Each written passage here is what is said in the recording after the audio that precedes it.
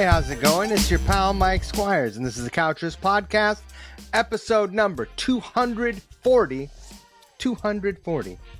And my guest, Angus Clark.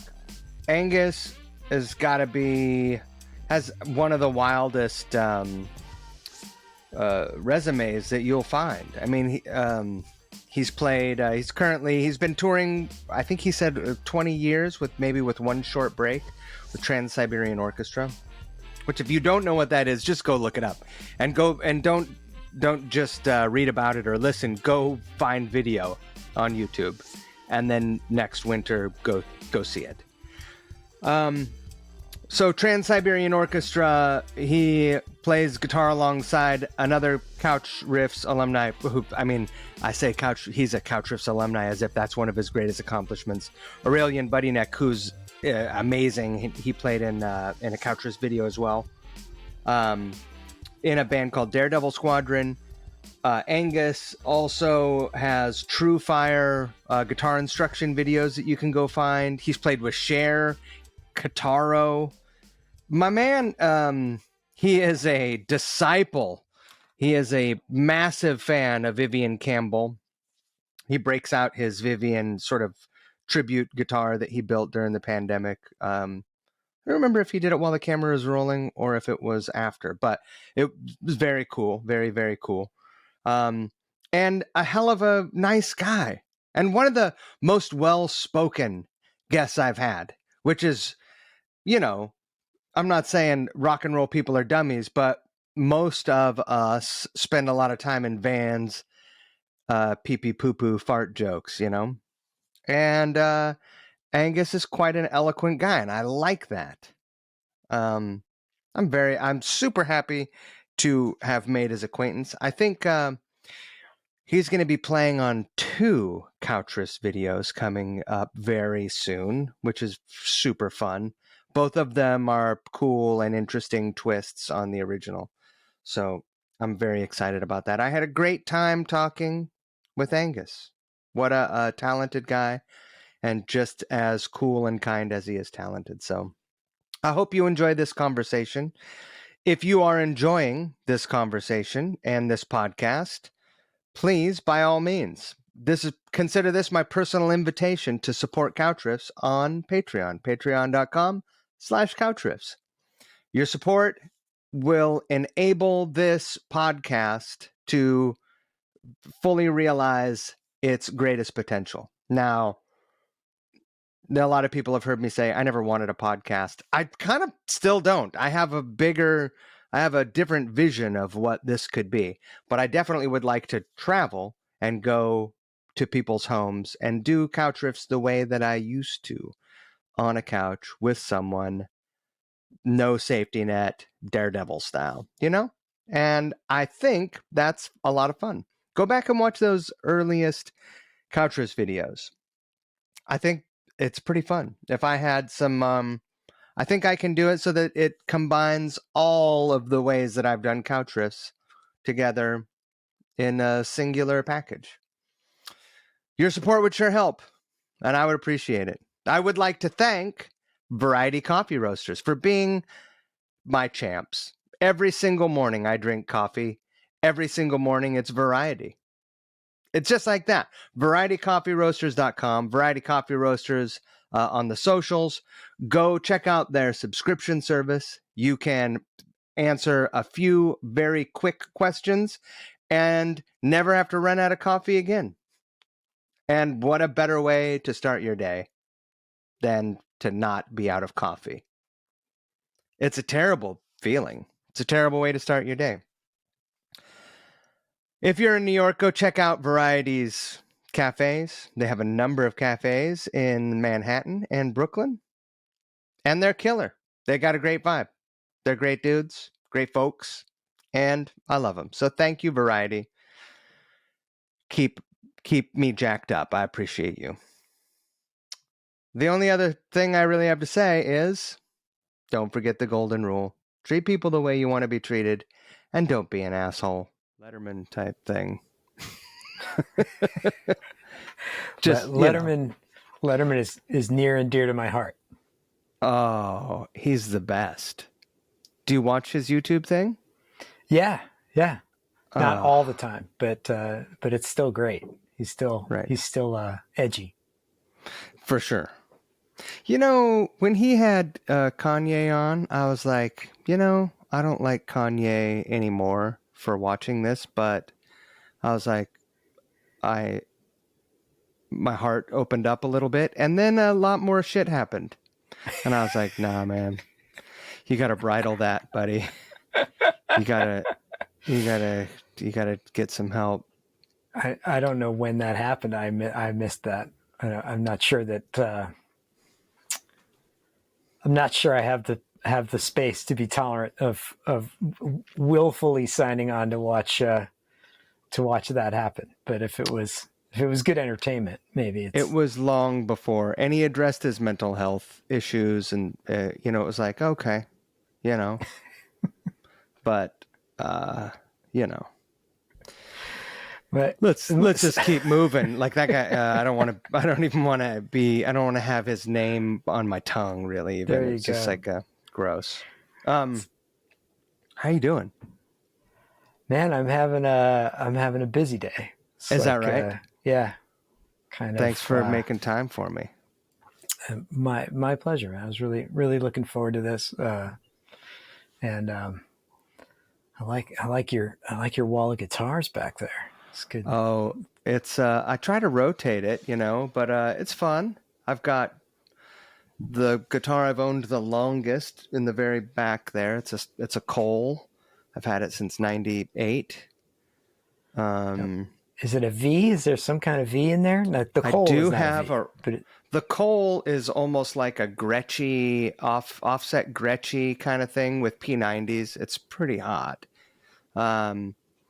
Yeah, I have a V back there. It's like a sparkly, I'm colorblind, so orange or red flying V thingy, Why not? Beautiful thing. Why not? You know what I didn't realize? I don't know. I mean, perhaps I knew this when we started talking, but for whatever reason, I had forgotten that you play with Andrew Aurelian. Yeah. I think I knew that Aurelian had done a Couch Riffs with you, but or something. What's wrong with me? A Couch Riffs jam or something? I'm not sure. Both of those guys have been on the podcast, and then he performed in what is that? What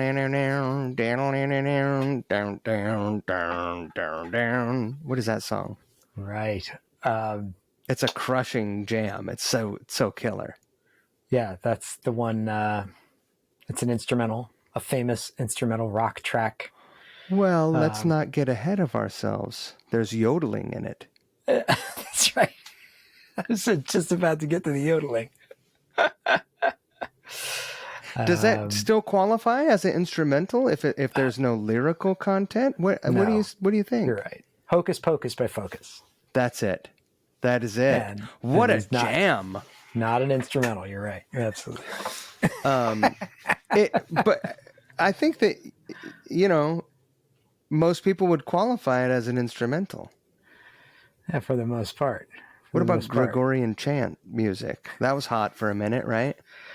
See, it's funny you bring that up because we have to check the dates on that. When was chant a hit? Do we know what year that happened? Because I'm going to say 90s. 92. What's that? 91, 92. Yeah. Remember, it was in a big hit. What was the hit? I mean, it had a at the moment hip hop beat in it to it, like dance. It was the invention of chill music. Yes. At that point, was a kind of very sanitized, like hip hop swing, like kind of a laid back New Jack swing kind of soon thing. To overtake every hotel lobby in the hipster hotel lobby in the world with synth pads, and then some world music element integrated. It's kind of killer though, right? But that coincides with my personal history because I was, kind of trying to get be in a band to get a record deal at the dawn of the 90s, and joined a kind of progressive leaning hard rock or metal band. Doesn't qualify as metal anymore, but a progressive leaning hard rock band, who were signed and dropped kind of as I joined. Like, they were signed, and as I joined, they were dropped, and then we were showcasing. And then that all fell apart, and out of it, I get this phone call from Kitaro, the new age musician. And then I'm hired to tour with him for the next 5 years. And this is how a guy with all these 80s chops and, huge reverence for Pink Floyd and all that kind of stuff winds up keeping my hand in the music business through the 90s by playing new age. So that's where we go with the chant. That's my tie-in to the chant. To the chant. You chant be discouraged. Exactly. Dad jokes. So let's back up. I love that we jumped into it there. I love that there was a tie-in. When did you know that you wanted to play guitar, and was it your first instrument? No, it was not my first instrument, but it's the first instrument I really applied myself on. Right. I was raised in a musical household. So my mom's a singer. She's a classical soprano with a master's degree from Smith College, and had sung in professional choral singer in New York City, on the New York City choral music scene, which is revered. And my dad had always loved music, and that's how he met my mom, but he was a lawyer. And and then my brother, who's a year older than me, played violin and did very well, but then pursued other things, straight up classical violin. And then I took violin lessons, didn't work out. Cello lessons didn't work out, which was my dad's instrument, right? And some classical guitar lessons, like very early on. And this is coming into third or fourth grade. And all I really knew about pop music was the Monkees. Oh. And my folks had 3 rock records. They had Revolver, Sgt. Pepper's, and Beggar's Banquet. And that was the only rock music in the house. That, and then Monkees. I've watched the Monkees. That was as close as you got to being able to see music on TV. It was cool. Unless you stayed up late and watched Don Kirshner's rock concert. Right. Banana Splits had instruments, but it wasn't that cool. It wasn't very believable. And so then when I was 13, the moment that made it all happen is Pink Floyd's The Wall came out. And there was 79, 80. That's when. And the song Another Brick in the Wall Part 2, of course, massive chanting sing-along. Well, a children's choir, and I was attending the cathedral school for boys and girls of all faiths, New York's most liberal Episcopalian high school. And have you ever lived anywhere else? You grew up in New York. Right. I grew up in New York City, on the Upper West Side. And then I went to college in LA. Okay. So I sort of lived in LA. And then and now I live in New Jersey. Right. I lived in Brooklyn for almost 20 years. Okay. Same diff. Right? Exactly. Same problems. Exactly. So when you finally latched onto the electric guitar, you were like, this is my thing. Yeah. How quickly did that come together? And do you think that the little experience you had on the other instruments were instrumental in you excelling, just like that foundational education? Yeah, I think that having early musical education, like even just the, playing recorder in school and being introduced to reading rhythms and note values. But I never connected with it as much as I did once I took formal lessons. And like the guy that taught me guitar was at a place called the American Institute of Guitar in New York. And he was from Jersey, and he did a lot of casuals or club dates, you know, kind of I think he had a duo with his wife doing weddings and kind of, you know, playing that whole scene. He was hustling. Yeah, exactly. And so he just taught me straight out of the Mel Bay modern guitar method books, like books 1 through 7. They're great books. Yeah, I think so. I think Brian Setzer claims to have been a Mel Bay modern guitar method guy. And there's a few other people that have rocked the Mel Bay books. But it's good, you know, you learn by reading. What's that? I taught out of those books. Yeah, it's great. I think they're great. Yeah. So learning by reading, and then people discuss learning by reading or learning by ear, and I wish I had more faith in my ear earlier on. Right. You know, I have a pretty good ear at this point, but I always considered it to be weaker than my reading. And I don't think that that's the way it should be. Did you keep your reading chops up? Can you sight read to this day? I can sight read. I just watched this Steve Lukather interview, and he said, like, you know, guitar is a terrible reading instrument because you can play the same note in, you know, most notes you can play in 3 different places, and you always have to go ahead. And so I can still read in terms of like getting that quick forecast of like sight reading. I wouldn't put myself in a studio situation to do that. But it's necessary for like the Trans-Siberian Orchestra. You know, it would be like, yeah, we're doing this, you know, learn the cello part. And then you're like, okay, good. Well, one of the greatest guitar related memes of all time is the one that says like, how do you get a guitar player to turn down or shut up or whatever? It's just like put some sheet music in front of them. I have to say, I mean, knowing how to read has stood me in good stead. I think there was some, I can't remember what came up, like because I did Rock of Ages on Broadway, right, for like 6 years. And there was no reading required for that. Like you just learned it off the tapes, and the repertoire was very, you know, ubiquitous pop tunes and stuff like that.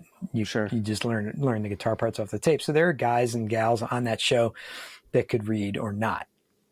But off of being in that show, I got a call from one of the other guitar players who doesn't read, who got a call to do like a symphonic music of Queen date or something. And he was just like, you know, it's not like you just learn the Brian May stuff. It's like they took the guitar parts and they split it across 2 guitar chairs. And so like, you know, you have to read what's going on for you so that you're not stepping on what's going on for the other guy. Right. And he was like, I just can't do it. So the gig is yours. I was like, you went and did it. Oh yeah. I did that with Aurelian a few times. Oh, yeah. Amazing. It's like symphonic music of Queen. It's all based on the arrangements from the Broadway style show that they did in the West End, and they did it in Vegas called We Will Rock You. It's like a Queen musical kind of a thing. How incredible is Brian May, and how, I mean, I don't think he's underrated, but very few guitar players will cite him as a major influence because he seems to, like, it's hard to incorporate his vibe into your own music. It is. I think that there were some guys from the Jellyfish camp. I know that, you know, Eric Dover was the last guitar player to do it, but then there was whoever played on the Belly Button record. People are going to hate me for not knowing his name. And then like Butch Walker and kind of like these cats, they really brought that Brian May thing in a subtle way sometimes, and then in a very exuberant way other times. But if you listen for it, it's like a Vox and a treble booster, and like it's very The whole much thing. Yeah, it's very much there. So it's neat watching people bring it in and incorporate it. And I think that there's been a huge renaissance over loving Brian May, and I think It's deserved. covering Queen music and doing Queen tributes has been a surefire moneymaker for the last 10 years. I mean, If you I can toured, find a singer. I pplayed regularly with Mark Martel for like 2 years. That's great. What a like gig. Me and Aurelian were both subbing for Tristan, who is the guy. He was the guy for the Queen extravaganza and stuff. Did you have a Burns or one of those guilds? No, I have the Brian May guitar, which I was like, I couldn't do some dates, and so I lent it to Aurelian. So yeah, every 6 months or so, I have this short list of instruments that I'm always on the hunt for a P bass, and I'm always reluctant to buy one. I don't own one. I'm always looking at Warlock basses because Steve McDonald has that killer Warlock bass, and Nikki Sixx. But then I also look at the Guild Brian Mays, and they made some really weird ones. Yeah. I just want the Brian May guitar brand is probably a way smarter way to go, because how often are you going to bust it out on stage? Yeah, that's the thing. I mean, those signature models for about $1,000. Right. It's like kind of it's I'm that's when I was just kind of like, okay, I got the offer to do this Mark Martel show, and I doing the music of Queen, and my first offer to do it was very last minute, and the guy that called me about it, who was the producer kind of putting it together, called me about it, and I said, I can't learn that kind of material in that amount. I'd already done the symphonic thing, but I was like, you're asking me to sing backgrounds and really play the Brian May thing from memory off book. Yeah. I can't do that in that amount of time. I said, but have you guys called Tristan? And they're like, who's that? And I was just like, he's like the guy, like call him, The Brian May guy. He's in Toronto and the gig's in Canada. So you're done, And so then he was doing it fairly regularly, but he was still doing, I think, a lot of Toronto's version of Broadway, whatever they call it there. And so he had, Mark was still solidifying what his touring thing was going to be. So there were a few fill-in dates. So between all of that, I think I got the whole tour of Australia, like two weeks straight, and New Zealand. Oh, wow. And enough dates that year that I was just like, I'll buy the guitar. That was $1,000. And I did the whole thing on a modeler, like a $600 modeler. So, I mean, that's like what, a $1,600 investment for kind of can't even, pretty sweet. Like, yeah, it definitely made my money back. And what a fun time. If you were touring Australia, go ahead.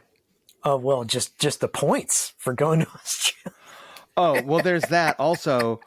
What a great excuse to buy gear, right? Who doesn't love to buy a thing? It's like, well, I'm doing this gig and I need these 2 things. It's like, there's a little bit of thrill in that for every guitar player. I don't know very many guitar players who are like, I got this gig and it's amazing. I'm really excited, but I have to buy a new guitar for it. I'm dreading it. It's really hard to not buy a new guitar for a new gig. Right? That's what I'm saying. That's the part of the gear culture economy, like what goes on YouTube, like what we're talking about right now, wherever you post it is 1/10 as interesting as us talking about like a new guitar from Gibson or Fender or Charvel or something, right? But the thing that really interests me is how much return did you get on your gear investment? Nobody ever talks about that. No, that's the thing. Like that is I've only just started thinking about that stuff, and I've started liquidating stuff because I'm like, this stuff. These are anchors. Hasn't made me any money. I haven't used you in 5 years. You are gone. That's my new attitude. Listen to, but you also listen to people who the first thing they tell you is like, I've only ever regretted the gear that I let go. Right. I never regretted buying a piece of gear, but I've only regretted letting them go. So I do hold on to things that haven't gotten used, but I try not to buy without like a real purpose in mind. And if that purpose makes money, then I feel really good about the decision to what go a great get excuse. it. Yeah. But if the guitar just sits there, then I do kind of feel like, right. Yeah, that was. Let's get back to young Angus. We took a real sidestep with it, with all of our things, but so you are learning out of the Mel Bay book. What I mean, was it always the Beatles that were driving you? Were you a Kiss fan as a kid? No, not still a Kiss fan. Never caught the Kiss bug ever. Still haven't. It's hard to. I mean, if you didn't catch it as a kid, it's really hard to catch it as a grown up. I think I loved the Beatles, and I loved Hendrix. Yeah, that was kind of really like the guitar thing. I really loved the exuberant physical performance element, which I don't think I do myself nearly that much, but I may have had moments of doing it. I like getting really physical with the instrument and kind of, making noise kind of in a meaningful way. So that Hendrix was definitely a big part of it. And then with my concept of how we wear our influences from when we're 13 on the sleeve is that's the burn in. You just, whatever happens there from like 12 to 15, like that is the burn in. You will never escape it. If you caught the Kiss bug, then like you will never escape it. You can broaden your horizons totally, but it will still have a place for you. So for me, it was then like, so you had Hendrix and then Floyd, so Gilmour. And then this is kind of the very early 80s. So there was, and I wasn't that big a Van Halen fan, but I was a huge Randy Rhoads fan. So like anything from the Sabbath affiliation. So yeah, so Sabbath, Floyd, Jimmy, and the Beatles as the songwriter. It's kind of like the going to songwriting school. Right. But from the guitar standpoint, it was all that. And then the chops thing came in with Randy, Yngwie, Michael Schenker, Schenker. that whole school, Blackmore.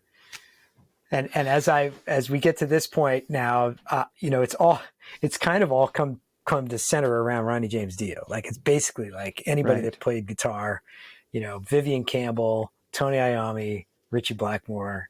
It's just that's kind of part of the thing. Were you into Sabbath as a kid before Dio joined the band? Was that your introduction, or did you know him from Rainbow? No, so it's a great point. Like I knew Sabbath from when hearing Paranoid on the radio. Like I think I literally remember the first time I heard Paranoid on the radio. Right. Because the vocal is so just right there, and he's like, tell a joke and I will sigh and you will laugh and I will cry. Happiness I cannot feel. Love to me is so unreal. Just like, it's dark. This guy gets me. This guy gets me. Right. And so then from there, it becomes, then you start getting introduced in high school. I was, there was a guy in my high school who had the Volume 4 album cover on his jacket, Yeah, of course. Back like, is in the back. Yeah. And then I got Volume 4 and I was like, And I think Tomorrow's Dream is like the first solo I ever learned, probably, like and I had no idea that they were tuning the guitars down. I was like learning everything and like the most complicated fingerings and stuff like that, Right. because there was nobody there to tell you, just what? Tune everything down. C# standard, Yeah. man. What does that even mean? Exactly. We didn't have words for any of this. And then it was like, well, what are they doing now? And it's like Mob Rules had just come out. Oh. And I went to see the Mob Rules tour at the Garden. Oh, you did? Oh yeah, I did. Oh, that's great. Yeah. How was the show? So great. So, I mean, I was just completely blown away. How much like cocaine everything do you think on the set band was a on? cross. What's that? Yeah. How much cocaine do you think the band was on? Probably a lot. Probably a lot. It was like, everything was a cross. I don't know if you remember, like there were crosses here, and then the at the end, the lighting truss comes down like that and lights up, and the lighting truss is a cross, so and like, amazing. and the huge flame pots blowing and everything. It was amazing. Well, they had the sign of the Southern Cross. Was that on that album, or was it on? Oh yeah, yeah. It's the sign of the Southern Cross. So good. It doesn't get a lot of love, but I love that era of Black Sabbath. I love Born Again. I love Technical Ecstasy. I think that the guitar playing on that has a little Brian May in it. Like they're friends. Someone was paying attention. Yeah, for sure. Tony. Yeah. Just every era of Tony Iommi is important to me in one way or another. Yeah, for sure. There's something so Born Again that I don't put on Born Again a lot, but I kind of was relearning all this Dio material, and so going between Heaven and Hell and Mob Rules. Mob Rules is like the best recording of Ronnie James Dio's voice ever. Like his voice, that is the best he ever sounded on record. I don't know if it's the best songs or the best performance or whatever, but like just and you can hear the way he wrote lyrics just to make his voice sound good. It's just like, I'm going to end this line with an ah sound just because it's going to make my voice sound good. And Martin Birch is a genius, and the drum sound on that record is so huge. Everything sounds so huge. That's right up there with like the 1987 Whitesnake record for, get the sound of a band on a record. It's like insane. Yeah. Yes. So good. But then Heaven and Hell, there's a lot of chorus on the guitar on Heaven and Hell. If you like really listen to it, it's like he's actually like a lot of chorus and like kind of you can hear that Technical Ecstasy thing holdover kind of stuff still there. Have you ever performed the song Heaven and Hell live? Have you ever performed it on stage? It's one of those songs that is so gratifying to listen to. But that song, and there's that one super famous Stone Temple Pilots song. They're both great songs. They're so slow and trudging that it's like they're real bears. They're not. Do you know what I mean? There are some songs that are just a lot more fun to listen to than play. Because it's just like, we're just getting to the first like chorus. We're 2 minutes in. Right. That's right.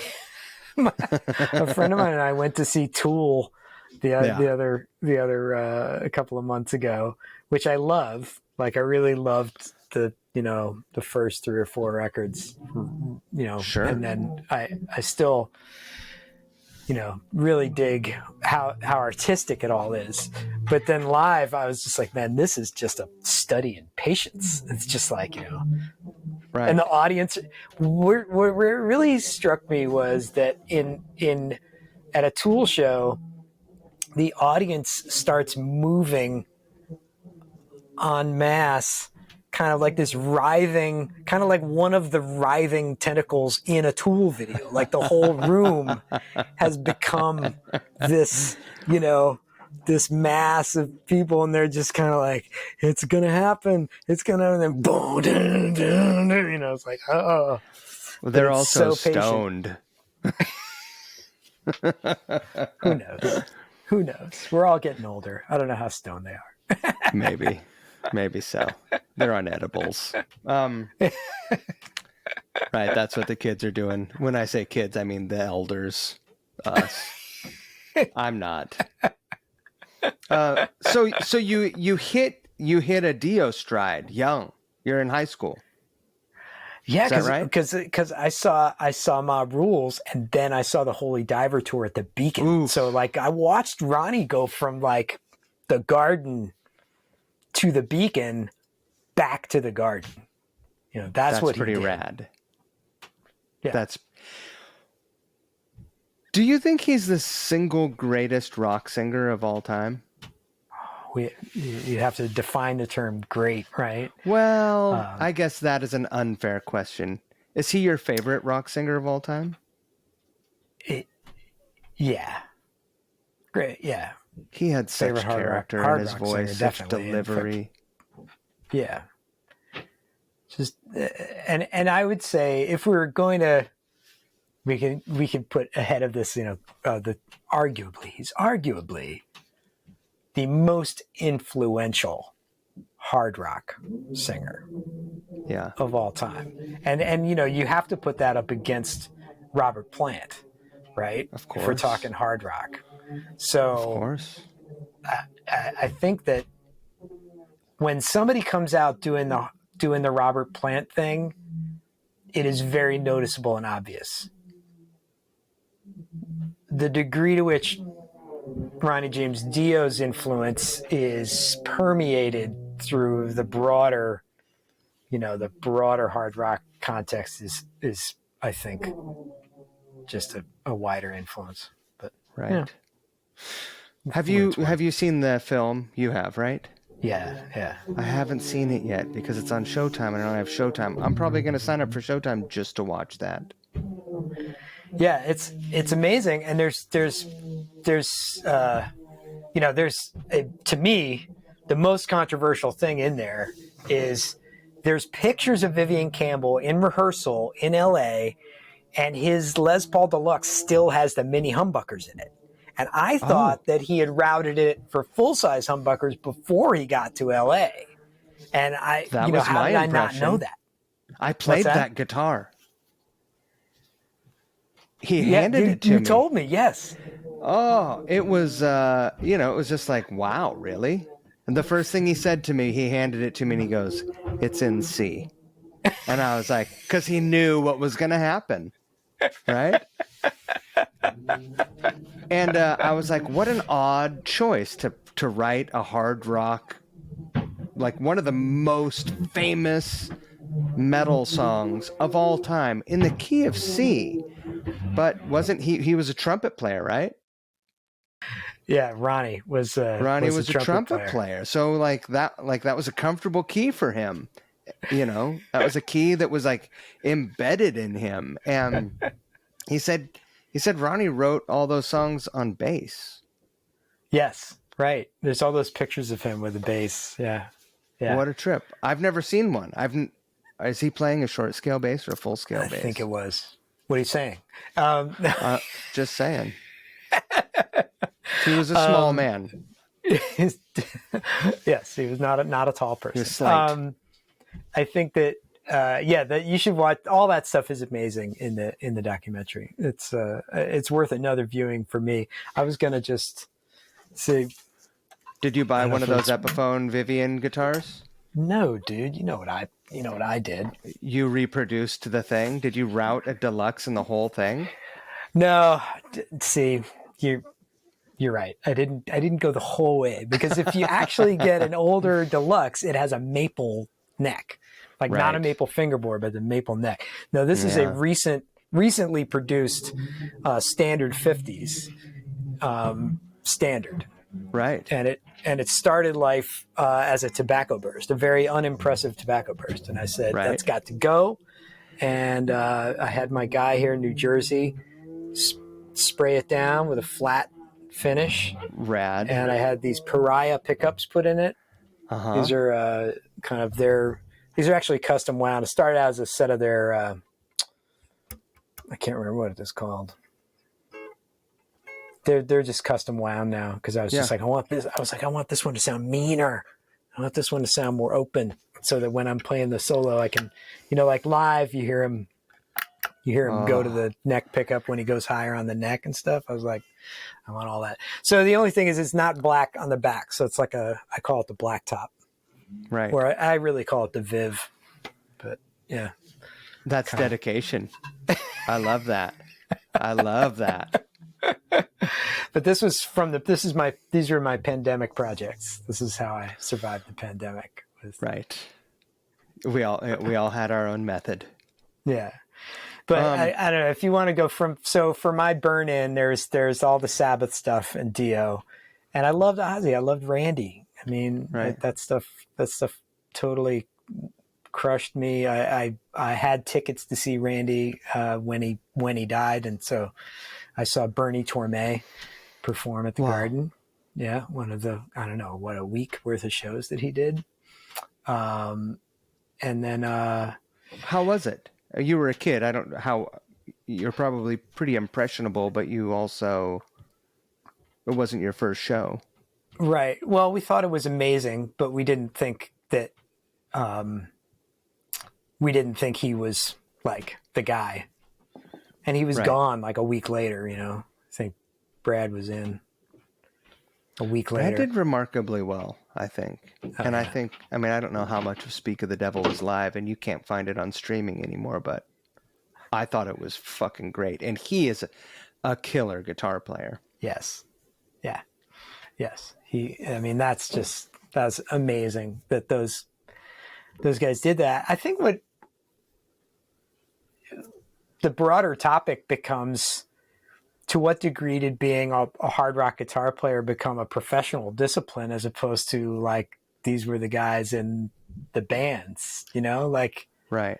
For any of us that are still working, like, how do we become professionals when all you wanted to do is join a band? I think, I don't know why I'm thinking about it so much. I think it came up for me because, like, I just watched that Lukather interview, and he was brought up in a professional, his household was like session guys, and he had that whole thing. And so he's kind of, his whole career has been trying to push the other way, from being so known as a guy that can do anything, to being an artist that does the thing that he particularly wanted to do when he was, but for me, it's like all these people that I revered seemed like they were in bands with people they knew from high school. But when you actually dig into the history, it's like, Tony and Geezer had to audition Ozzy, and there was always some layer of like, we're going to keep being Black Sabbath, we're going to hire somebody, we'll find somebody, but then it just got deep. It just got really like Ozzy, his career is, he's partnered with his management. Back then, even if he wasn't married to Sharon, it was like he's partnered with his management in a way that it's like, oh no, we're going to get another guitar player in here, and you're going to carry on, do it. Right. And Whitesnake is just such a professional band. There's been a million guys in and out of there over the years. So many people. Yeah. It's funny because there are some bands that the general consciousness will accept without question the replacement of members. They're just like, oh, cool, that person's playing with them now, whatever. And then other bands where it's like, absolutely not, that's heresy, right? And I think maybe as a younger person, I was more acceptable of that attitude. And now I'm like, wait a minute. Anyone that is capable of doing that and doing the show is in my mind, perfectly welcome to step on stage and be that fill in the blank role, because musicians gotta work, and they've got like, and if they're capable, they deserve it. Period. Yeah. Period. Amen to that. Yeah, I got a little excited, but there are a lot. When you were a kid, so when going back to high school, you probably in your mind were thinking, I'm going to join a band. I'm shit hot. I can play Diary of a Madman front to back. And I'm going to be in a band, and we're going to be a gang, and I'm going to be flying around and playing shows and rich. Yeah. I'm gonna drive a Ferrari like Yngwie or whatever. I mean, I never had any of those ideas, but I also wasn't any good. But as we get older, we realize, oh right, the lights and like indoor plumbing and all that living inside thing. There are a lot of different ways to play music, be gratified, and earn a living. Right. Yes. Sounds like you were hip to that. It sounds like you're a lot smarter than I am, is basically what it boils down to, as well as more talented. I don't assume either of those things. When did it start to tick over? Like when did it started to tick over for me, right? Was the fact that, the guys that I was playing with in high school, well, it's so funny. There's like what I think I was doing, and then there's what you actually did with your life, right? There's like, right. This is what I thought my intentions were. But this, somehow I did this, and this thing I did was smarter than what my intentions were. But there's also, I'll explain what I mean with examples in a second, but there's also parts where it's like, you look back and you're like, if I really wanted this, why would I have done that? Like, what an idiot. But so that's what it'll say on my tombstone. Yeah. So because my mom was a professional musician, but she wasn't the principal breadwinner of the family. Right. So therein you have that conflict of like, how can you do that and be an adult, grow up and be a musician? Like you can't do both. And so that being the case, there was a model there for being a musician to be a professional discipline for which you could be paid. So I had that in my house, right? Right. Then there was, at that time, this growing sense that even in rock, there were people, getting hired by Ozzy to be the new guitar player. So I went to, when it was time, I was raised to go to college. That was like part of my household, it's like, oh, you're going to college. Right. So I didn't really take on the decision-making part of that as early as I should. And it was like, okay, well, I want to study music, but I want to do something practical. And I was really good at science. I went to Bronx High School of Science. And so it was like, I went to USC, but I had a scholarship as an electrical engineering major. But I only lasted like 2 semesters as an electrical engineering major. And I was getting close to failing, which had never happened to me before in my life. And then I was it for lack of interest, or were you just over your? I think I was completely outclassed in terms of how hard it was to do, and like there were these algebraic equations coming at me where I was just like, well, I don't remember any of this from calculus class. Like this is totally beyond me. There were just a couple of classes that like put me underwater, and I was like, I can't do it. And so I switched to music, and then everything was a lot better. And the music school at USC was very focused on session musician kind of stuff. Mm-hmm. And I don't, so I could do I could read my way through a ragtime piece, and I could play a couple of classical pieces, and I could but what I really couldn't crack the nut of was jazz. Like, it just was not my, I just never listened to enough of it really to I get still to don't get it understand it. I right now I'm making an attempt. I'm in the process. I'm thinking about getting into some gypsy jazz kind of thing. For some reason, that feels more fun to me. Right. So I may be pursuing that, but and I've been through. There's been decades of my life where I had a really bad attitude about jazz, and Right. always to great comedic effect, usually, which I feel bad about at this point. Not that bad, but sometimes. I mean, I love Grant Green, and I have some Wes Montgomery records, but it's just like over, the phrasing. I could never. It's Wes Montgomery was like the god of University Right. of Southern California guitar program. Like, the smooth jazz was like the thing out there, and I was like, what is this music? Like, where do you go hear it? There's an audience Right. for this. Like, I mean, it was really like this is this is like a whole genre. It might as well have been Tibetan throat chanting. I was just kind of like, there are records. There's whole, A whole culture. yeah.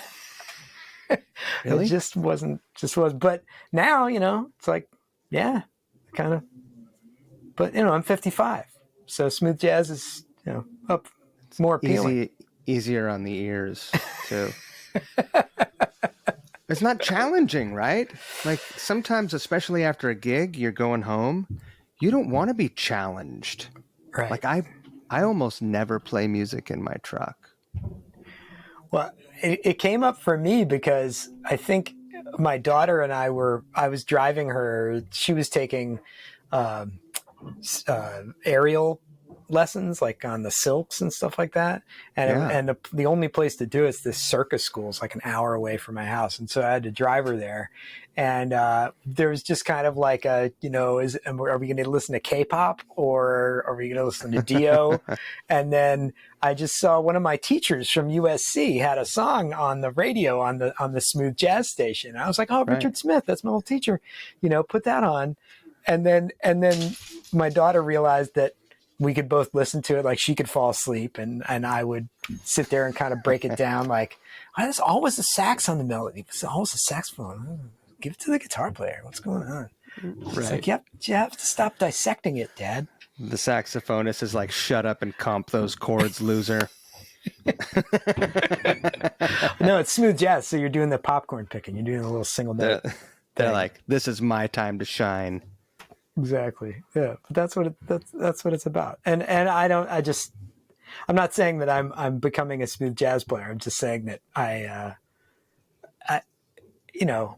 we all do that period of our lives where we thrive on, this is what I do, and I'm not doing that over there, and that stuff's not as valuable as what I'm working on. And I'm just trying to leave that out at this point. I think being inclusive is part of the mandate at this point. I mean, I don't even know if inclusive is the right word for it. Just accepting of what other people are doing, right? Yeah. It's like, it's easier. It's more just fun. because you don't like something doesn't mean it's not of value. Exactly. Don't you wish you knew that when you were younger? Totally. I think young people know that now.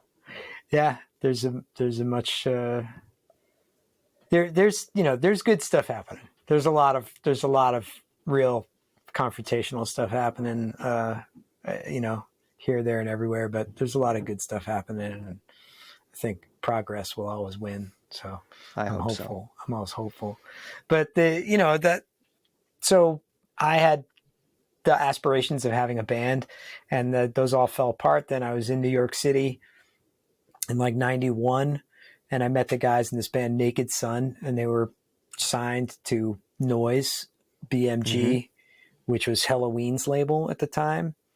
And these guys were into really progressive rock, but like art rock, like Vandergraaf Generator and Genesis and stuff like that. And I was like the Pink Floyd loving.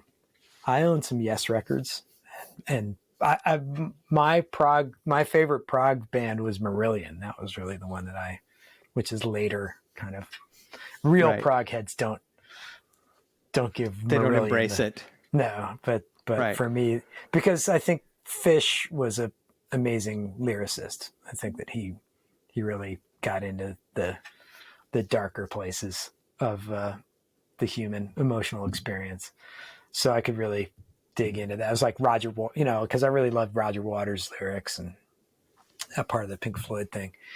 So I joined this band, and then they got dropped, and we're going down to the label to pick up some 8x10s. And we go down there, and we go down to get these things out of here. We go down to the label, and it's like this big office in the village, in Greenwich Village, and there's like half of it has like 3 people at desks, and the other half's completely empty. And we're like, yeah, we're making somewhere with noise. And they're like, oh, well, the desks are over there. There hasn't been anybody there for a few weeks. Oof. Right. Out of business, and then it was like, well, we're going to get another deal. Okay. And that involved, 2 years of like making our own record with ADATs. And then a bunch of DIY stuff, and then buying a van and getting in that van and driving it across the country and breaking down everywhere. Tucumcari, San Juan, Denver 3 times. We tried to leave Denver like 4 times. And finally, I've spent so many depressing days in Denver. Well, I was lucky because I had an aunt and uncle there, and they put us up at their house. And then nice. Finally, the sound man at the Buffalo Rose in Golden was also a car mechanic. And he like replaced the fuel pump in the line between, it's a Ford Econoline 250 story, but there had to be one. There had to be one Ford Econoline 250 story in every musician's. You have to have one. Yeah. And we finally got out of there. We got to LA, and then we played the Whiskey and the Roxy and, and all these places like on double bills with Weezer. Oddly enough, like 2 or 3 times, Weezer. So it's like there. 93. Yeah. It's a weird time for music. Weird time to be a progressive rock band. Bell bottoms and Van Dyke beards, and like pretty velvet jacket. Yeah, sure. Pretty weird time to be a prog band. And there's Weezer with the bowl cuts and the white, all white sweaters glasses, and everything. Yeah, the whole thing. Yeah. And then the whole world is just grunging away. Yeah, so we were in LA when Kurt Cobain died, and we were getting in the van to drive north to play shows in San Francisco and then Seattle. So we were like in Seattle later that same week, like right after Kurt. Where did you play up there? Do you remember? Do you remember where you played up there? In Seattle, we played the off ramp. The off ramp. And the Iguana. Yeah. Crocodile. The Iguana. Crocodile. Crocodile. Crocodile Cafe. Yeah. Yeah. There you go. Yeah. And those are great places. Legendary places. Yeah. Yeah. So like, that was 2.5 years of getting my ass kicked, kind of trying to get signed and making a record yourself and working at Tower Records and kind of all that, all that stuff. So I don't know if that qualifies as paying my dues, but in some version of, I would say so, of life.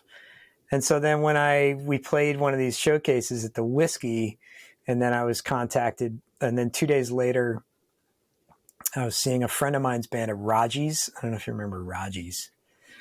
Raji. Yeah. This is 94 now, so late 93, 94.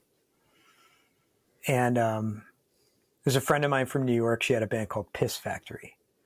And we went to see them at Raji's, which was like Red Flag that had it's like it had been damaged in the quake. So it was like kind of ready to be torn down, and it was in there. And that's when I met Kitaro's manager was there.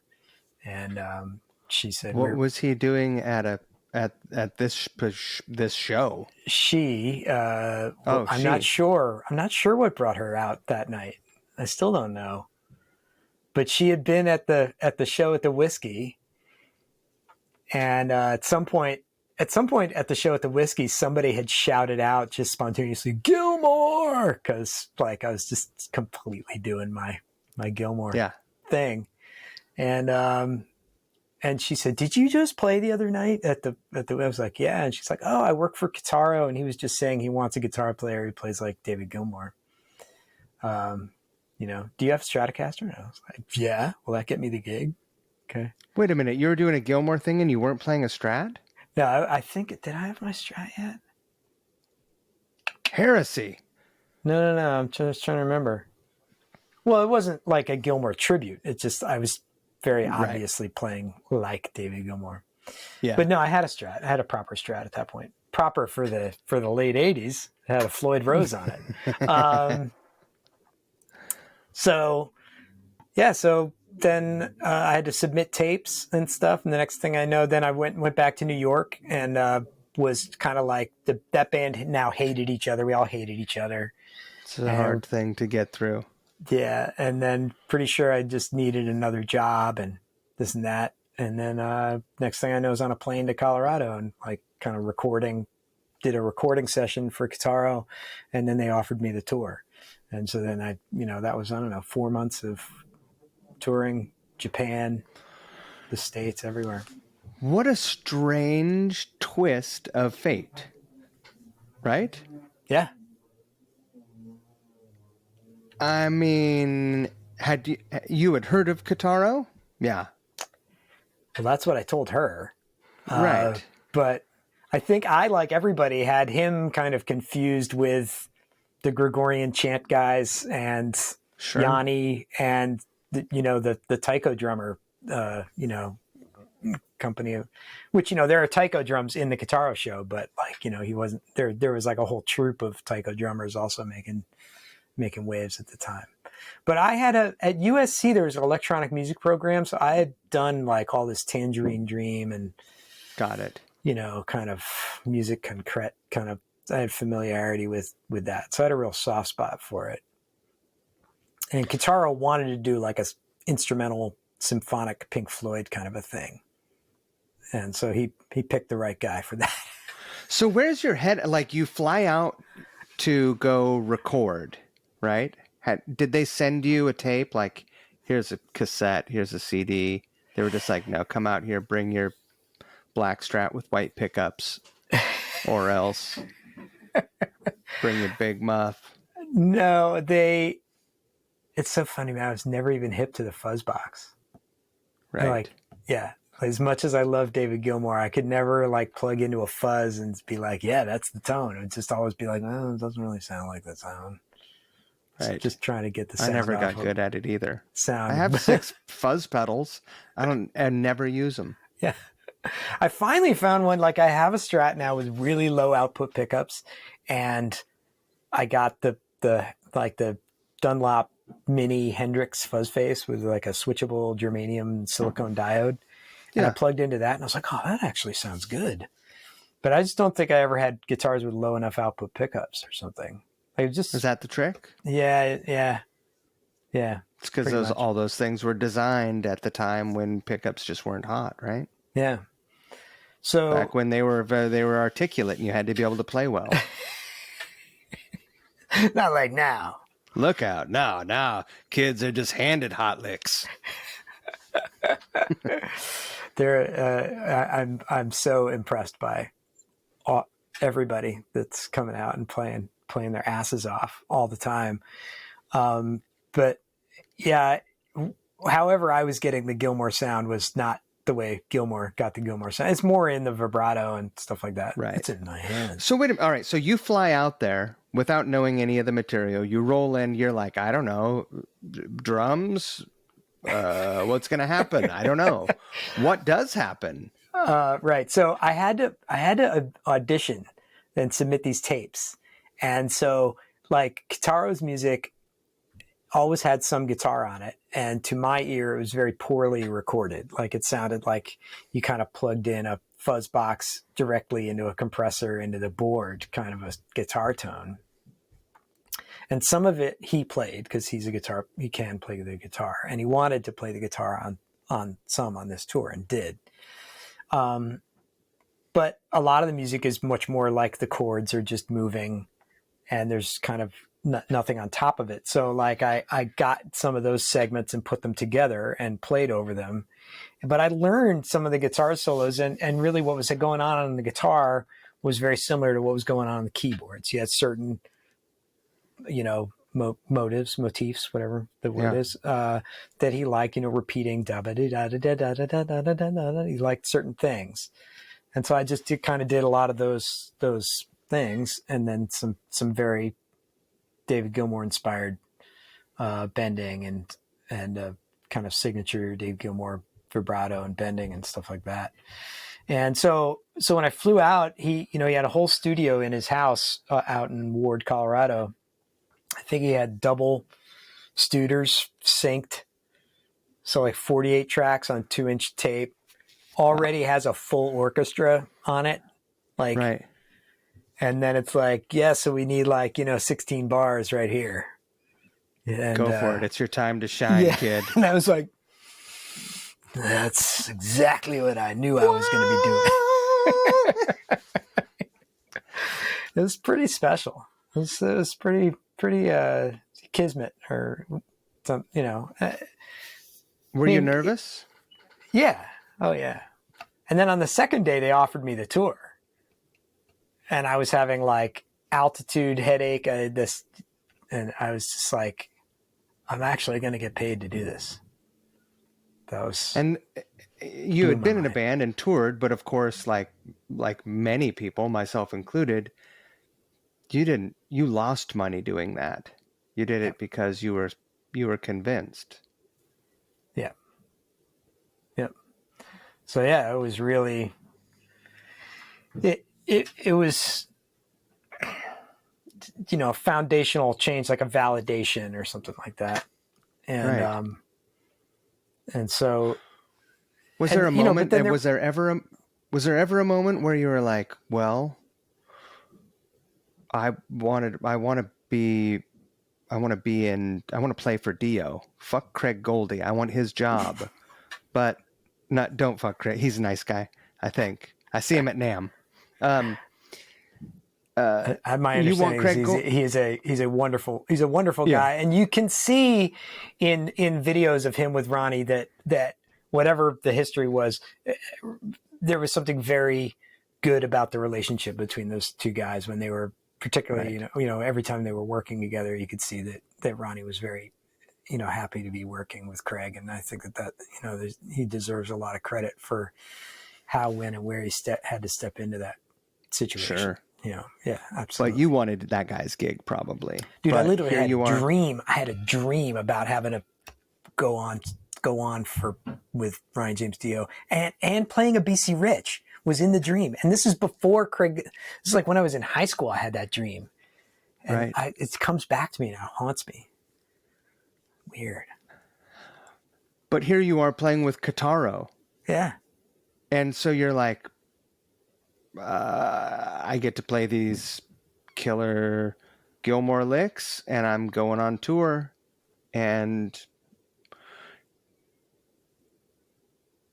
but I imagine you're still you're playing much bigger venues than you had played with your band. Yep. Do you remember the first show that you did? How much production rehearsal did you guys do, and what was that first show like? I think we did 3 weeks at Kitaro's place. He had a barn-sized log cabin built out the back of this mansion that he had up on a lake in Ward, Colorado. And probably did 2 or 3 weeks of rehearsal up there. And then the first show was at the Boulder Theater in Boulder. Colorado. And then we flew to Japan. And the first gig in Japan was on the grounds of Himeji Castle in Osaka. So this is like a massive Japanese castle built up on a side of a mountain, I think, or something, like kind of built into the kind of stands above this huge ground. And they built pretty a low stage. key, not very dramatic.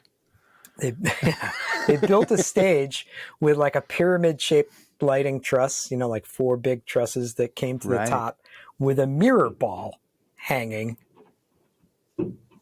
And like if you listen to the tape of An Enchanted Evening, the live album we did, like one of the songs features that, the delay bass line from One of These Days. Yeah. Like one of Kitaro's songs, like on that record, is literally that. Like it's like doom goom goom goom goom, doom goom goom goom, zong do gong do gong do gong do gong. And then there's a Tibetan guy in the band, of course, and he does the throat chanting thing and didgeridoo, and then I come in with the slide. I fully did it. I was just full blown doing the licks from like One of These Days. He never got a cease and desist? No. But I was, come on. Here I am. In heaven. Mirror ball and everything. Yeah. So if we bring it back to like, what about it is distinctively Angus is that Kitaro never hit the Yanni level, never hit the John Tesh level in terms of 90s accolade. Like he is, I think in the new age community, are revered as groundbreaking, like more legit from a legit electronic background, kind of like Vangelis or things like that, like that. But he's like the mastodon of new age. Right. Like, Tesh had Yanni had the Acropolis and Tesh had Red Rocks, and they had they were pervasive on the PBS specials, but not, we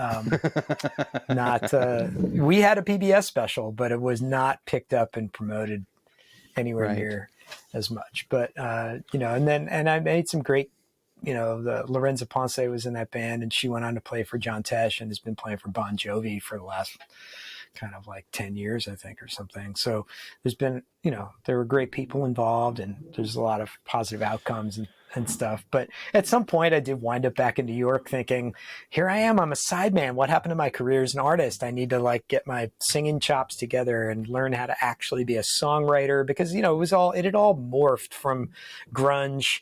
There was the reemergence of songwriting and, kind of this post-grunge pop rock thing started to happen. And so I was really pursuing, after the Kitaro stuff kind of got light, I kind of really started pursuing just songwriting as a discipline and trying to be more like, get back into rock. Because here I was in this weird netherworld of symphonic instrumental new age. Was there ever a time when having that gig was a stigma or was restrictive to you getting a gig that you wanted? Where do you think, or do you suspect that you were ever passed on a gig because of that part of your resume?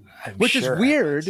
It's a high level gig, but when we're younger, I'm sure that it affected my well, we can talk about this in the bigger context of like, there's the 4 years with Kitaro and then there's 20 years with the Trans-Siberian Orchestra. It's like, to what degree does having a big gig kind of reduce your hustle in certain ways? And then, have you been 20 years with TSO? Yeah. Holy moly. Yeah. What was the Genesis year?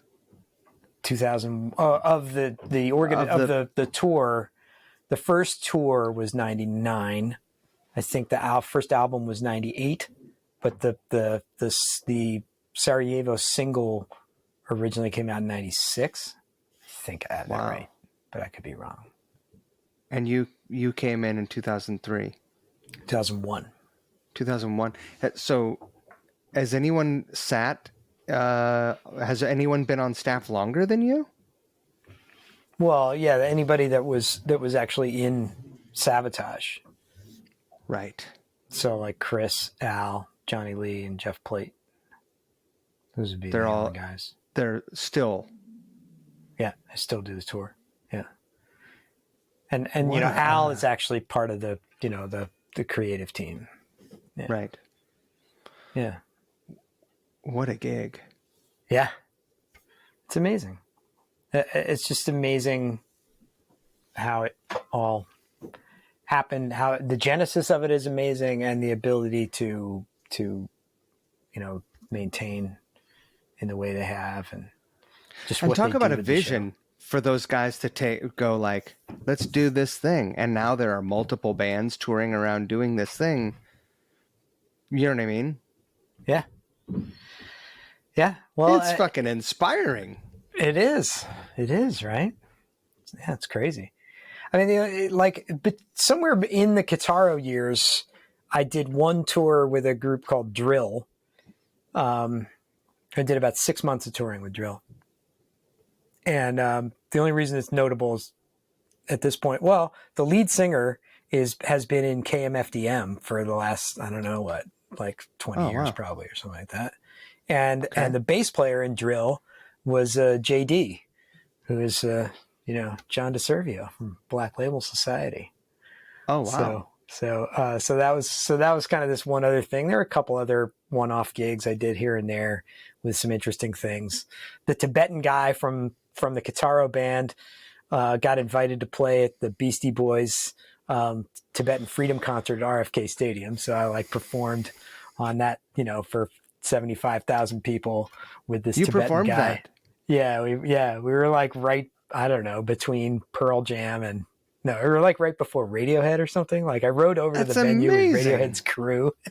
Right. Got snubbed by Sean Lennon. I remember that. Uh-huh. Is this fan going to the venue? I don't know. He gets in it, leaves. Right. Is that right? I was like, oh, that was Sean Lennon. Oh, he just snubbed me. Okay. And then I had just started dating Bonnie, who's my wife, and we were there, and the guy I was playing with, Nawang, had been in 7 years in Tibet, the movie. Uh-huh. Because they needed guys who could speak the language. And so I'm there taking photos with Nawang and Mark Selinger, the guy who takes like all the Rolling Stone covers, right? We're there. And then Brad Pitt walks up and it's just like, hey, Nawang, what's up? And I'm like, I just started dating my wife. And I had like go run to get her. And I was like, honey, you got to come with me, but I can't tell you why. And she's like, she would never do this now. She's like, okay. And it's like, hey, Nawang, could you introduce Bonnie to Brad? Like, right. It's like, so it happened. Yeah. So there were some ups and downs, and then when as the Kitaro stuff lightened up, I'm pursuing songwriting, and then I get this phone call from TSO management saying that they're interested in they got my name from Marty Friedman, who of Marty Friedman fame, who was also in Megadeth. Yeah. And I had met Marty just 2 or 3 times, but he had seen me play with Kitaro because he's a huge Kitaro fan. He actually had Kitaro produce one of his records. And so he gave my number to the Trans-Siberian Orchestra folks, and I auditioned for it. And, I think all my skills came into really good stead. Oh, well, first of all, I was able to submit them a video of me playing symphonic rock in black pants and a white shirt. So I already had that. It's like, can do that. Right. And check. And then, I can There's a small demographic that can tick all those boxes. Right. I have been in a production show. And so the first year I did it, I think we were playing the same venues. We literally played some of the exact same venues that I had played with Kitaro. And then they, in terms of their concept, the idea was to, create the greatest production show known to man or beast. And that meant pyro. So they management booked had the booking agent book two coinciding tours in 2000. Oh, So they had that concept like right away. They're like, we're going to have right. two bands. And then Al didn't do the 2000 tour because he was in Megadeth at the time. Mm-hmm. And then he was going to come back for 2001, but they couldn't tell anybody yet. So they went about hiring a band to work around the fact that Al was going to be there. So it was kind of like looking for somebody to fill in the non-Al guitar player role, stage right guitar. And that's what was going on. So I took the call, and they called Marty to see if he would do the gig. And he was like, no, I'm in Japan, but here, call this guy Angus. I hear he's in New York. And so I owe so much to Marty. He's a great guy and an amazing player, inspiration in so many ways. And what a kind thing. What's that? What a kind gesture that was life altering. Yeah, absolutely. And so coming into 2001, they had proven the concept of the two bands, and they just they had one band with Bob Kinkle in it, who was the keyboard player, producer, arranger on the records. And they had Al running the West Coast band, and Al's obviously the other primary voice on the records. The guitar arrangements are coming from Al. And so that was it. It's me, Al, Jane Mangini, and then Johnny Lee Middleton had taken a year off. He came back in 2002. And other than a couple of here's and there's, a couple of years where Johnny was in the East Coast band, it's basically that the four of us have been kind of the West Coast band of the Trans-Siberian Orchestra for 22 years, with 1 year off in the middle of all that. Wow. Yeah.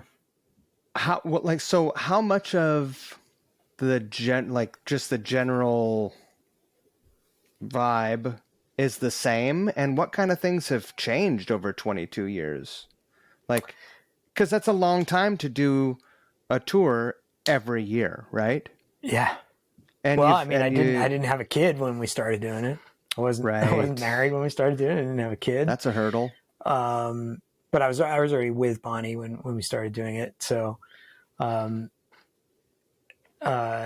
just didn't own a home. Right.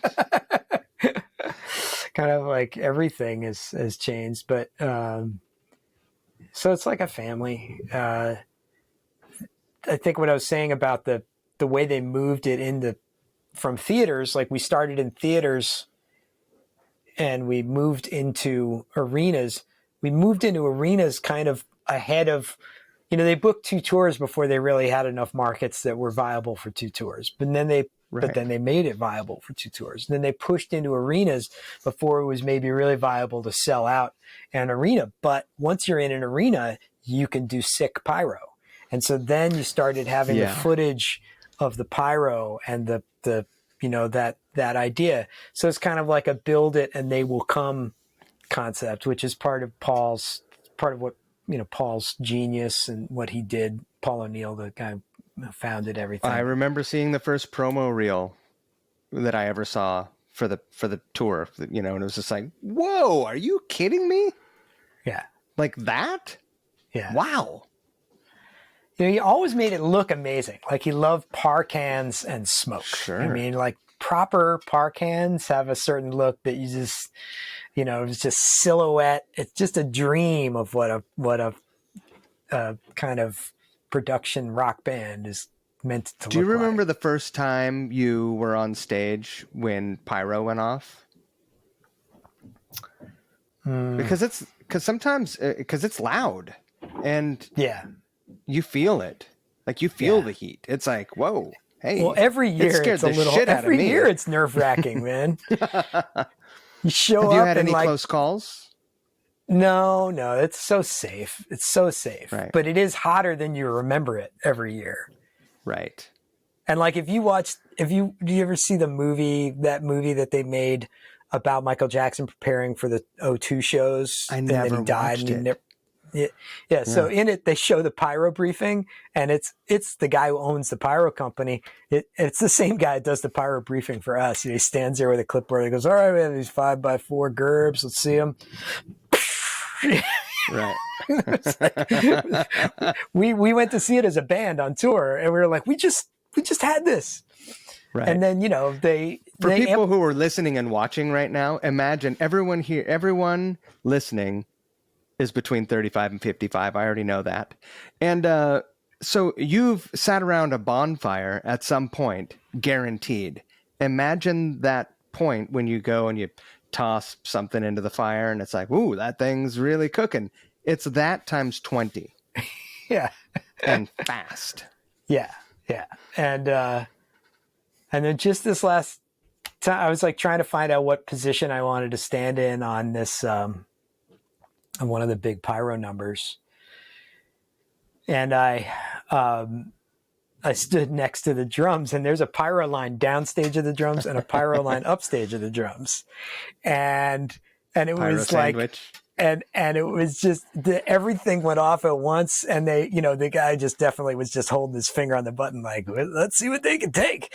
And, and, it was one of those things, like, I can't move forward to get away from the flame. I can't move backward just the heat, not the flame, just the heat. Right. I don't want anybody to get concerned. There's never any danger. I was always well distant from these things, but the heat, I hadn't experienced it in a year, and that, you feel it behind you and you're like, well, let me move. Oh no, I can't move there. And I was just like, okay, I'm going to find a different place to stand on this song, I think. And I did. Well, take a look at the picture behind you there. For anyone who hasn't zeroed in on that so far, I mean, do you ever look at that? Because it's something that you do every year. Do you ever look at that and go, holy shit, I do that? I look at those pictures and I say, look at that guy, man. I bet you he hasn't had a bad day in like 20 years. That guy is not stressed out about car payments or, right. Or what's for dinner or, how's the mortgage coming together for the next 6 months? Did I walk the dog yet? Yeah. What's that guy going to listen to on his hour trip to aerial class? Yeah, exactly. That guy doesn't have those concerns. That's what I think. But I don't know. I mean, people ask me, I guess you're not scared of heights. I guess I'm not. But the first time those things go up every year, you get sweaty palms, and and then once you're into it, you're just kind of like, strap me in. We are. Let's go. Here it is. Click, click, click, click. 1, 2, 3, 4. Dun, dun, dun, dun, dun. Right. So the whole show is you're on ears, obviously. Yep. You're wireless, clearly. Yep. You're all playing to a click. You're gridded out. The show is like boom. The lights are probably synced up to the grid. Everything. It's a tight machine. Yeah. I mean, we've had the click go down and we play it and we still like 95% in sync with the lights. But right. That's the only reason to put it on the click is for the lasers and the fast moving lights and their video content. Yeah. What a time to be alive. Like 30 years ago, this show would be not impossible, but it would take such a massive crew to produce, right? Well, it does take a massive crew to produce. I mean, 10 times. Yeah, I think the vision of what's possible in terms of synchronization of elements right. has gone well beyond the capacity of a manual crew. But you do look of a manual rig, manual lighting console and stuff like that. Right. But our lighting guys the designer, Brian, who runs the East Coast show, is an amazing artist at this. And then the guy who executes the show on our tour has done everybody, like Ozzy, he's just, all the way back to Montrose and, 70s stuff from the Bay Area. Oh, I mean, this wow. guy's like, he's like industry legend of his own right. Right. So, I mean, these guys can improvise on top of the grid. So, and there's no, and our house mixer on the East Coast band, it's Dave Whitman mixes the records. And on the West Coast band, Michi is just, it's like he's got a plot, but he's still just making magic every night. There's a human element to all of it. And as I said, every now and then the click goes down. Right. And there's no tracks. There's nothing. There's no audio over there. There's just this. Have there been moments? What kind of moments have you been where you're like, oh man, I'm gonna have to wipe after this? Like I just pooped my pants a little bit. Like surely something has happened where it's just like. Well, somebody just sent me this footage from, I want to say 2009 or 10. Yeah. Where we had a cable-based lift. So it was a flat platform. There were 3 of them across the front of the stage. And at the beginning of the show, in the blackout, me, the violin player, and the other guitar player all get on these platforms, and we go up with the lighting truss, so that we're hanging out there up above, when the lights are shining down, so you really can't see what's going on up there. And we do the first number. People don't really know you're there. Right. The first number is a big vocal number. So it's just the choir is lit up and the piano players.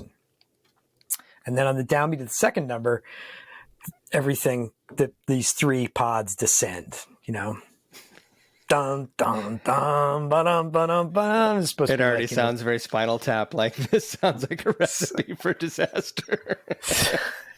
So, I think the first night of the tour, or the, I don't know if we did 2 shows in Council Bluffs, but it's a Council Bluffs show. It's just always the first show of the tour. Yeah. We're on our way down, and I'm aggressively swinging my hair and playing the guitar, and then suddenly I'm like leaning back against the roll bar kind of safety lift. So there's this, it looks like a roll bar on a Jeep kind of a thing. Yeah. And I'm tethered to it. So there's no chance of me falling. So I'm not really worried. But suddenly I'm like leaning back against it. And I was like, did I rock myself? I was rocking so hard that I rocked myself right off my feet. And then I realized that my platform is doing this. Oh. And yeah, is kind of tilting me back. And so I kind of like, I'm leaning and I like, I get back to playing, and I'm like, am I staying like this? This is how I'm doing this, I guess. And then I was like, well, can I stand? So I kind of lean for, it's not bad enough of an angle that it's maybe a 30-degree angle or something. And so I can kind of lean, I can shift my weight. So I'm standing and I keep playing. But the thing is like this, and the person, whoever filmed it, you can see them kind of go, focusing on that. It's kind of the camera angle kind of focuses in on where I'm at. And I keep playing. And so then finally it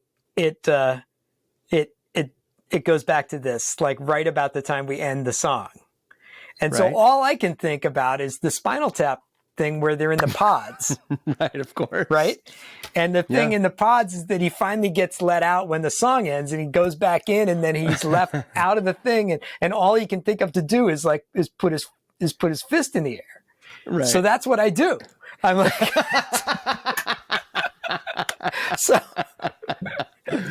so the thing comes back up and the song is over, and I'm like, I am totally Derek, not Derek Smalls. What's the bass player's name? I'm just like, yeah, Derek Smalls. I'm Derek Smalls. I put my fist up, and I see 10 people in the audience put their fists up.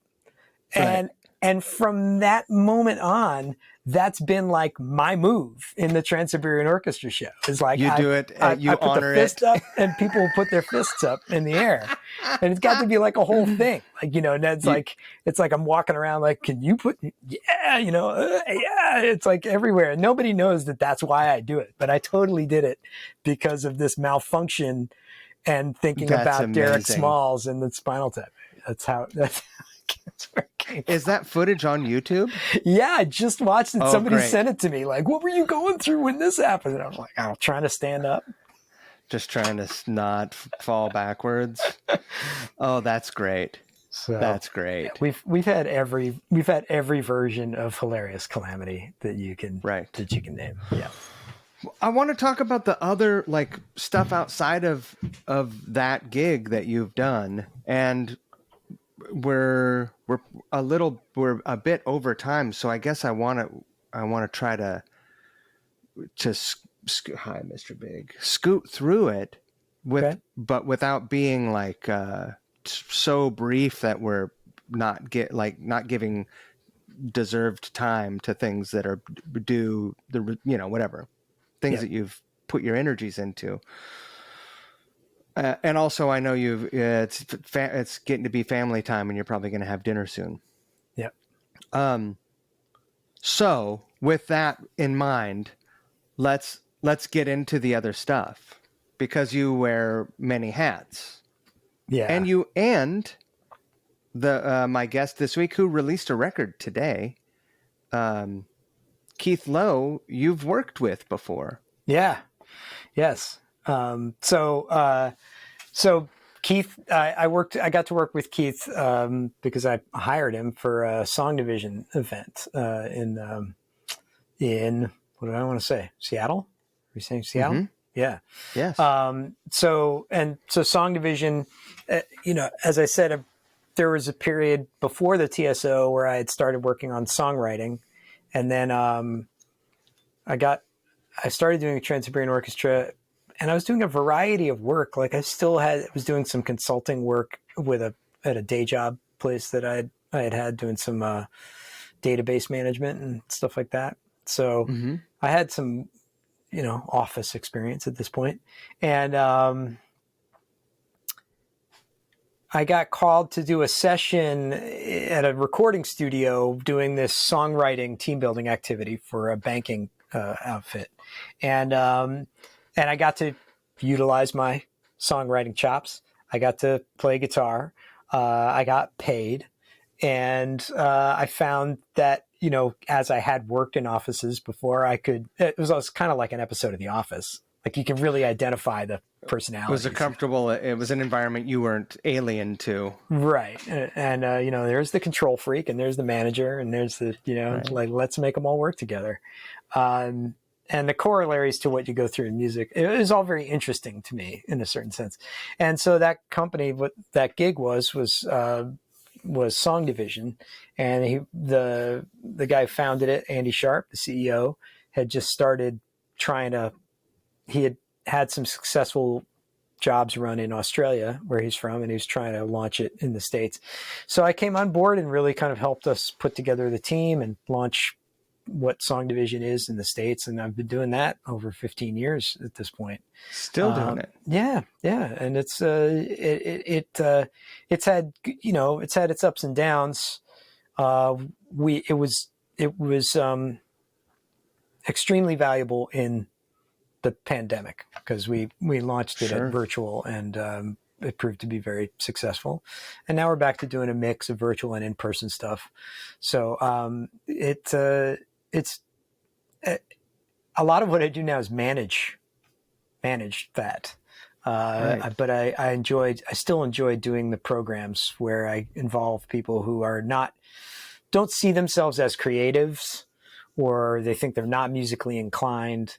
And I try to make music a place where they feel that they can connect with each other, and where they feel like they don't need to feel excluded from creative decision making. And it just takes them outside the box of what they actually do and shows them where they need to be listening to each other and how they can better work with each other. Because, you know, it's like when you're trying to work with, it's like any team building. Like when you're trying to do the thing that you actually are making the money on, like people are worried about, sometimes you're worried about the wrong things. Am I going to get credit?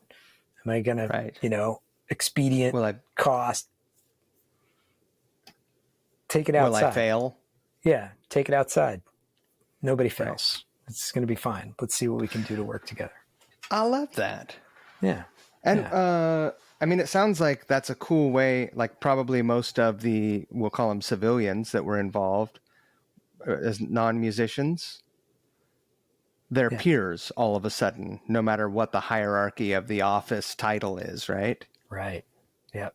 Yep. And that's super important. That's a good thing sometimes. Yeah. Yeah. So I still, anyway, I really enjoy it, and I think it brings value to the people that embrace what we do.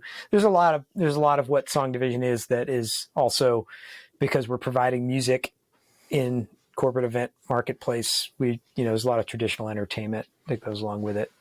Right. But in terms of my involvement in it, I am managing the team in the States. I'm the general manager. So, but I'm just really shepherding the programs, making sure that they're delivered correctly and that we're getting the right engagement from the people that we're being entrusted with their people for a couple of hours. Yeah. Do you, let me ask you this. Do you think that your college experience helps inform your ability to, because you probably had to do a public speaking at school and presentations. Do you think that it helps you do this job, this particular gig? I don't know that college in particular. I mean, I skipped the entire child actor portion of my history, but there was really that? Yeah, I took I was very serious about it for a couple of years. I screen tested for The Outsiders. I was actually filmed by Francis Ford Coppola. There's footage online. As a do you know the movie? As a greaser or a prep? I was up for either Pony for? Boy or Johnny. I was up for both parts. Really? Oh no, I love that movie. I read the book twice. Yeah. Stay Gold. As a kid. Stay Gold, Pony Boy. That's right. So yeah, I think my first audition was when I was in grammar school. I auditioned on Golden Pond, which was like Henry Fonda and Jane Fonda, and they had Cruise a kid. Chicks Suck Face. Was that your line? I don't remember. I don't think I ever saw it. I was so pissed that I didn't get it. And so then off of that audition, which I made it the last round of auditions, I got an agent. And there's a guy named Vic Ramos, and he was Matt Dillon's agent at the same time. And, he sent me on all these auditions kind of at the last round of auditions. You got to see this guy. And so I met I just watched the original Top Gun the other day. And it was casting by Marjorie Simpkin. And I was like, I met Marjorie Simpkin 10 times. Right. Did you land any gigs? No, never landed a single gig. So obviously was not that good at it. But the Outsiders thing was a big buildup. And then it was Francis is going to screen test in LA. And then he's going to come to New York with the people he liked from LA. And he's going to screen test in New York. So he had a ginormous VHS camcorder, first generation, VHS camcorder. And this was his idea, because he was into the technologies. I'm going to get that thing. I'm going to screen test everybody. So he does it in LA. Looked like a Ghostbusters implement. Right. He goes to LA and he does the whole, day or two. And then he comes to New York, and I go down to this loft in Soho for the whole day, and everybody's there. Diane Lane and the bodyguard from My Bodyguard and Matt Dillon's there and everything. And I do Ralph Macchio and C. Thomas Howell. I think C. Thomas Howell was there, but they did the LA one for sure. I'm not sure if I remember them there. Anyway, there's footage online of the day from LA. There's no footage of the New York. But I did, the scene where they're in the seats at the back of the drive-in watching, and like with, Diane Lane and, and Matt Dillon. Yeah. I did the scene with them and everything like that, and then just didn't get hired. I can see the scene as you're talking about it. I can see I can see the scene. That's so good. So sorry. I'm sorry you didn't get the role. But it seems like life never works the way we think. Exactly. With that in mind, like as a kid, that must have been, how old were you? You were a young teenager. Yeah. So as a kid, that must have been a difficult thing to digest. Like, here I am. I'm so close. But do you think that served as a good lesson for life? Because life can serve you up some pretty raw deals, or just disappointments if you have expectation. Yeah, it's I think I was just watching an interview with the guy who played Elvis in the new Baz Luhrmann thing. Mm-hmm. And his mom drove him to LA, I don't know, once or twice a week, every week for years, to get on a Nickelodeon show or a Disney Junior show or this or that. And kind of there was a concerted effort on the part of his family and himself to make that a thing. And that usually pays off in some, right. if you have the skills, that's the kind of dedication. That level of dedication is the only surefire way to get close to getting it pay off. And there's nothing sure, right? I mean, that's what you're saying.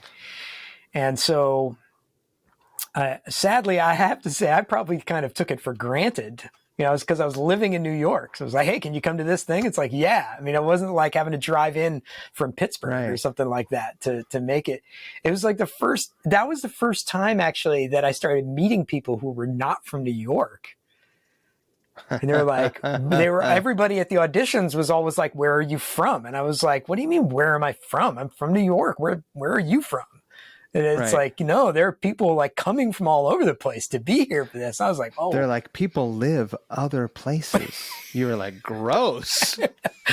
Not that way. It was just kind of like to be at this audition, like people had traveled and like all kinds of things. And I was like, oh, I didn't even realize how good I had it in that regard.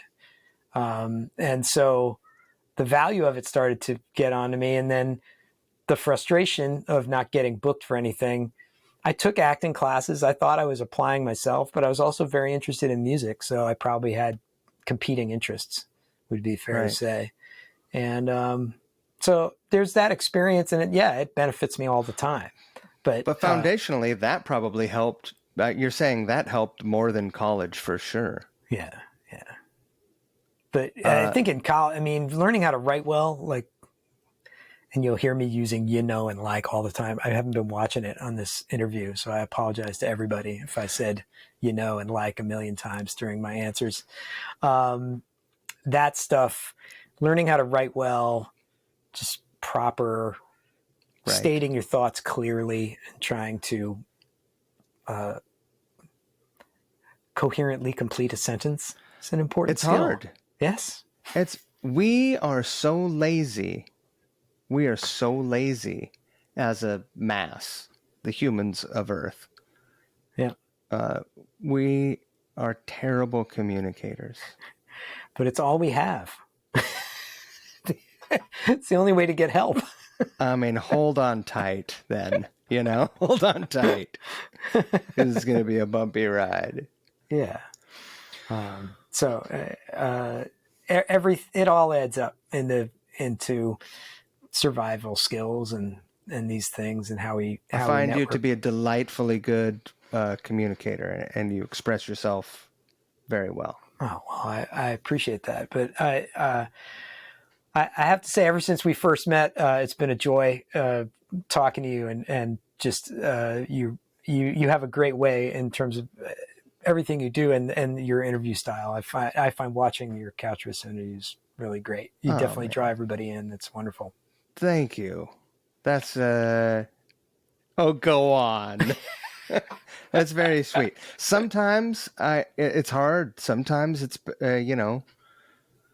I try to keep it conversational, and it took me a long time to figure out what I was going to do and how I was going to do it. And I wish that I had some do-overs for sure. Yeah, for sure. Because I've had some opportunities to speak with people where could have been better, a lot better on my part. But what are you going to do? This is why we always do the things you enjoy doing. You have to do them over and over and over again. That's right. I was never, because it's, there's wins and losses. You just try to build up a better record, right? Well, the thing that I've learned in life as a 51-year-old, I think the best thing that I've learned is that, don't dwell on something that didn't go how you wanted it to. Just let it inform how you do things in the future, right? Yeah. Don't. I literally just did that on tour. I got lost in the middle of this like classical thing, and I was looking at my hand, and I was like, "Why are you looking at your hand? Don't look at your hand." And so for the rest of the tour, I never looked at my hand during that part of the piece, and I got it. I got it. You got lost because you were looking at your hand, you think? Yeah. You were mesmerized by your own magical snaky fingers. And I had to be using the force. Right. I had to use the force to get through that part. Well, I mean, you've been operating at a high level for years, for a lot of years. And that requires a lot of patience, and it requires staying power and focus. And that's a massively admirable way to do it. Also, you're uniquely talented, I appreciate that. Thank you. How do you keep it on the how do you keep it on the rails? Like, what are the lessons you've learned, and how do you keep it between the ditches? Because it's easy to go off the track, right? Yeah. I don't know quite what the answer is to that. I think that when I've had to get good at managing pressure more in the last 5 to 10 years, probably, than at other times. But I think that I got through a lot of crises before that. Some of, by our own design, when, during the years when maybe I was less well behaved and stuff like that. You still manage to kind of show up and do the gig, or get through your emotional turmoil and say, yeah, but I'm still going to work. I'm not so dramatic as to think that my personal problems I'm going to get any sympathy right from anybody in a professional context. What's going on with you? It doesn't matter. We're here doing this now. So that's where I say communication is our only way of asking for help. I think that that's an important skill that I've probably learned a lot more about in the last 5 to 10 years. And then I've had to, as the pressures of life mount, you do need, a coping mechanism, but my number one thing has always been breathing.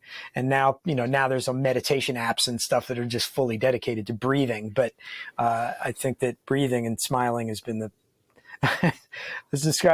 people say, why are you smiling when you're playing guitar? I was like, it relaxes me. Like, I breathe and I smile and I make less mistakes. But there was one experience I had playing in a Broadway pit where I made a couple of cataclysmic mistakes to the show. and eventually got let go from this position. But I made a couple of They're cataclysmic like, mistakes. cuts, get rid of Smiley. And on that show, I was like, I'm going to breathe and smile. So it wasn't like a smile. It was like a grimace. It was like it was Right. like, God. And I was like, this is not good. And it wasn't a good fit for me. So that didn't work out. But I think that breathing, smiling, and recognizing help when it's offered and then asking for it when you need to. I think those things are universal to whatever discipline you're in. And when you do those things as a musician, your ears open up and you're able to hear more of what's around you. And so just the same And people it is. recognize it. So the same it is with talking. I can't really hear what you're saying if I'm not kind of relaxed enough to take it in. I can't hear what my other musicians are doing with me, like a cat like Keith Lowe. I mean, he brings so much to the table on the song division. I've met so many amazing musicians through doing depth. song division, and Keith is one of them. It's just he brings it. It's all right there, and he had fun. Yeah. He had fun with every part of like doing our thing, which is a corporate team building activity. There's no saying that everybody's going to have fun in that context, right. And he did, and all the really great folks that I've been able to meet through that have had fun with it. And how awesome. Yeah. You're such a likable guy. Thank you. I mean, you're clearly like grateful for all of the opportunities you've had to sustain life with, and be a musician. And it's hard. It's not easy, but I think we've all, if we're for you and I to know each other now is symptomatic of the fact that if we stay in it long enough, this world gets a lot smaller. The musicians that are still doing it, and but I so appreciate you and just even if we're a couple of older guys talking about this at this point, all the younger musicians that I meet, as you said, like they're less exclusionary to people of different styles, and they're much more like sponges, and the work ethic is great, and there's just so many cool people coming up right now. So I think I'm trying to find my place in all of it. Right. I just try to stay out of the way. Yeah, that's one of the key. I just try and stay out of the way. That's my job. Yeah. Well, is there anything else that you feel like you want to add? Because I know that we're going way over at this point with what I asked you for. Oh no, anyway, it was a pleasure to do this. I'm looking forward to the song that we're working on coming out as a part of Couch Riffs, and if anybody that listens to this is interested in what I do, I mostly just post on Instagram these days. I have some instructional guitar stuff available through truefire.com, and I check out I have a couple solo albums and a Daredevil Squadron record and some singles that are out on all the streaming platforms. So I love it when people check out the music I do, and I'll direct everyone during the intro and also in the text to all those places. Awesome. Will you do me a favor and will you send me a link to your TrueFire thing? Yeah, I will. Yeah, I think awesome. I have an educator page or something like that there. So yeah, love to. Great. I'm gonna kill this and then we can talk about all the other technical stuff real quickly. Cool. Dude, thank you so much. You're truly great. My pleasure. Oh, well.